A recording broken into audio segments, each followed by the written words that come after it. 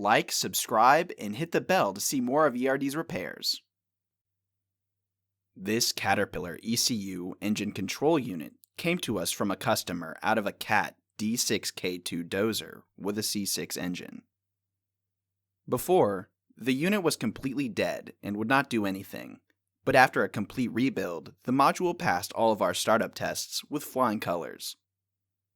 The attached signals show the I/O behaving at its standard, and the unit is now ready for the customer to install and run in their dozer. We work on a large range of heavy equipment electronics, so please reach out to us and get your quote today.